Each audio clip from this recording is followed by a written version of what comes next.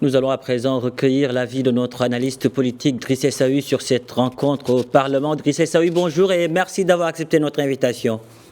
Merci à vous. Alors, quelle est l'importance d'un tel débat après les allégations fallacieuses du Parlement européen? C'est une manière royale et éclatante d'exprimer le point de vue du peuple marocain.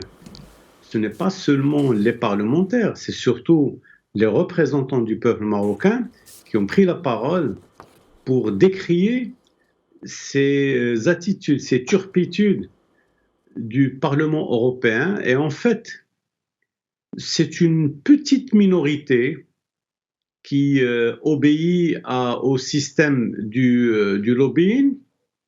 Et on l'a bien vu. En fait, c'est les voisins algériens qui ont pris, disons, l'initiative d'aller chercher au sein du Parlement européen cette possibilité de nuire à l'image du Maroc.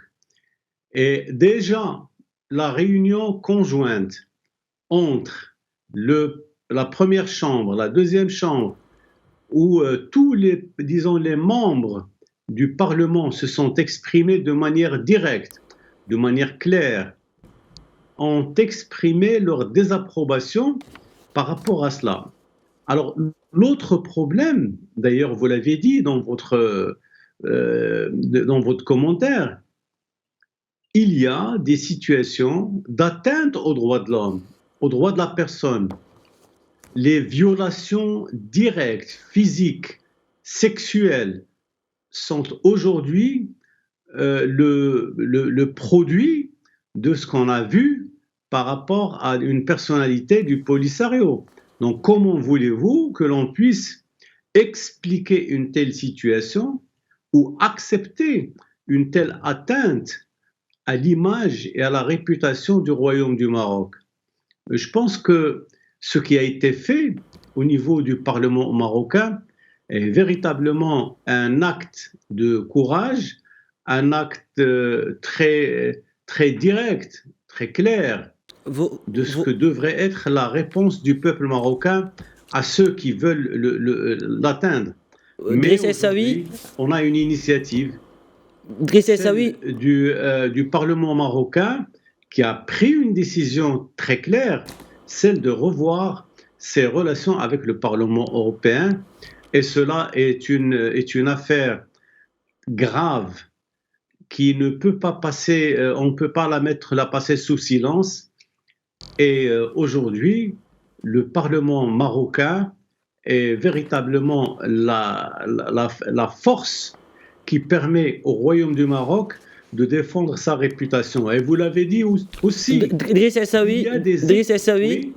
Essaoui, hier aussi les parlementaires marocains l'ont dit, le Maroc est dans le viseur de certains eurodéputés. Comment comprendre aujourd'hui leur position hostile à l'égard du Royaume? Écoutez, ce n'est pas une opposition objective, c'est une opposition subjective faite par nos voisins algériens, par leur lobby, parce qu'ils ont de l'argent. Ils ont des moyens extraordinaires et ils multiplient les initiatives pour porter atteinte à l'image de ce pays. Mais le Maroc est un pays qui reste droit dans ses bottes. Il ne peut pas accepter que ce genre de choses puisse se passer, puisse entacher sa réputation. Je pense que les parlementaires marocains ont la force qu'il faut pour aller justement attaquer ceux qui doivent être attaqués. Et je pense que pour le Parlement européen, je pense que c'est une situation extrêmement difficile. Alors, quand on voit ça, on se pose la question, qu'est-ce qu'on est en train... On a un statut avancé avec l'Union européenne. On a des relations extraordinaires avec l'Allemagne, avec l'Espagne, avec la Grande-Bretagne, même si la Grande-Bretagne ne fait plus partie de l'Union européenne, mais nous sommes en face d'une situation qui nous donne à réfléchir par rapport justement à ce que essaient de faire les lobbyistes d'Alger et les gens du Polisario qui veulent absolument toucher la réputation du Maroc. Mais qu'est-ce que vous voulez qu'on fasse? Aujourd'hui, ça fait 50 ans que le Maroc est dans ses territoires. Le Maroc, il est dans son Sahara. Il ne bouge pas. Les Nations Unies acceptent cette situation et valident justement cette approche marocaine. Alors, qu'est-ce que vous voulez que je vous dise? C'est véritablement un moment extrêmement difficile et le Maroc est en train de relever ce défi et il le fera avec beaucoup de clarté et de bravoure.